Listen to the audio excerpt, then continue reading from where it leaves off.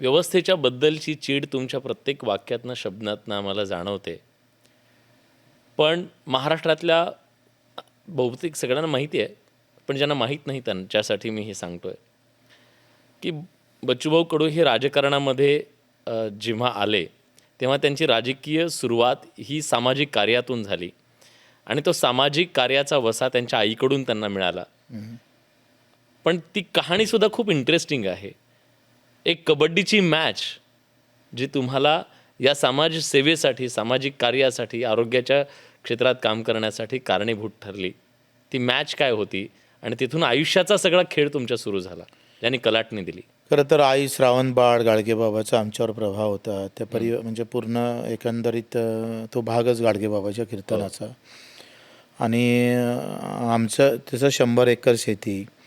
आमच्या डोहात ते काय म्हणतं खाली गंदग्या भरत ते जागा नव्हती, तर आम्ही खड्डा करून तिथं ज्वारी ठेवायचा. आणि वडील ते वाटाची कमी पडलं लोकांना, तर आमची इथं शेकडं होतं एक म्हणजे दमनी. ती रुग्णवाहिकेचं काम करायचं. कोणी बिमार पडलं का त्यानं पहिले आमच्याकडे यावं, तो पेशंट तालुक्यावर न्यायचा ही बैलगाडी आपली. बैलगाडी घेऊन. तर ते अशा सगळ्या अवस्थेमध्ये. आणि आई खूप सेवाभावी होती. खरं तर आई नेहमी म्हणायची का एकदाचं काही नाही झालं तरी चालेल, पण दारावरून गरजू वापस गेला नाही पाहिजे. अशा वातावरणात माझी एक कबड्डीची टीम होती आणि आम्ही खेळत होतो कबड्डी. खेळता खेळता एका प्लेयरला रक्ताच्या उलट्या झाल्या आणि रक्ताच्या उलट्या झाल्यावर आम्ही त्याला उचलून लगेच गावच्या डॉक्टरकडे गेलो होतो. म्हणे हे इथलं नाही, अमरावतीला न्यावं लागेल. आम्ही लगेच अमरावतीला घेऊन गेलो आहे. आणि अमरावतीच्या डॉक्टर झालेला मुंबईला, याला हार्टचा प्रॉब्लेम आहे, याचं जर शस्त्रक्रिया केली नाही तर हा जाईल, कधी पण जाऊ शकते. मुंबई पाहिलीच नाही, नावच पहिल्यांदा ऐकलं आहे. त्या अशा अवस्थेत आम्ही सगळं होतो आहे.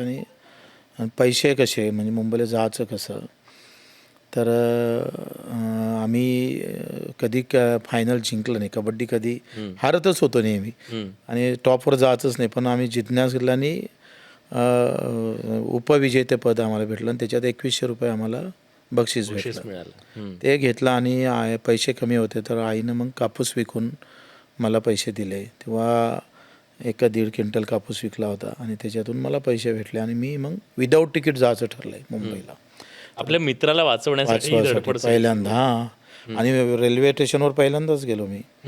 आणि आम्ही पाहिलं का रेल्वे म्हणजे एस टीला जसं समोर बोर्ड असते तसं रेल्वेला पण समोरच असेल, पण ते आडवं येतं.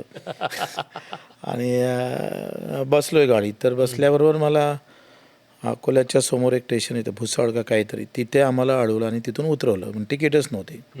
आम्ही दोघंच जणं. आणि मग तिथं थांबलो. पुन्हा रेल्वे दुसरी पाहिली. तिथून पुन्हा इगतपुरीला आम्हाला थांबवलं. म्हणजे 2 दिवस लागले हे मुंबईला यायला. आणि विदाऊट यायचं म्हणून. आणि इथं सगळे काळे काळे कपडे झाले होते. आणि दादरची धर्मशाळा होती, गाडगे महाराज धर्मशाळा. ते माझे कपडे गिपडे पाहून त्यांना असं वाटलं चोरच आहे का मी, म्हणजे काही वेगळं अशा पद्धतीने त्यांनी मला प्रवेशच दिला नाही.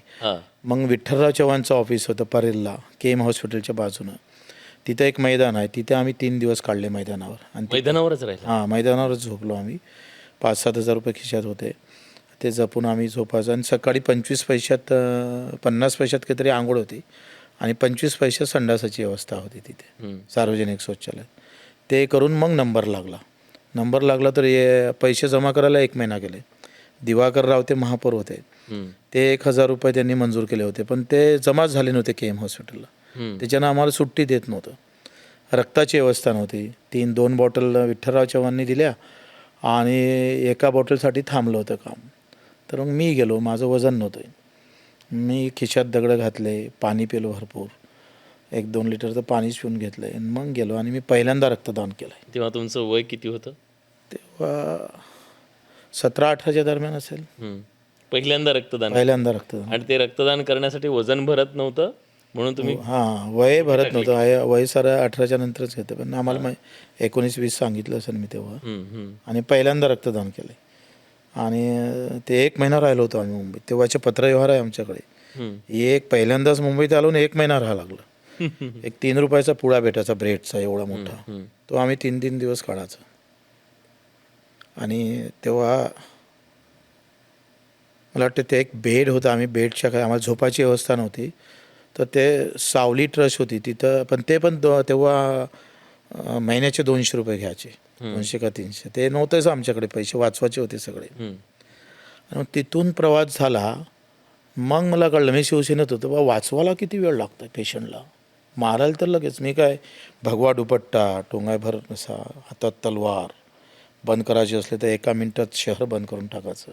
तुम्ही शिवसैनिक होतात तेव्हा. शिवसैनिक होतो हम्म. आणि कट्टर शिवसैनिक. ते कट्टर शिवसैनिक. तेव्हाचा तो एक रोल हम्म. आणि हा रोल जेव्हा मी समजून घेतला 1 महिन्यात, तेव्हा म्हटलं की मारणं सोपं आहे, वाचवणं फार कठीण आहे. वाचवायला 1 महिना गेला आपला. आणि मग तेव्हा ठरवलं का आपण वाचवायचं काम करू.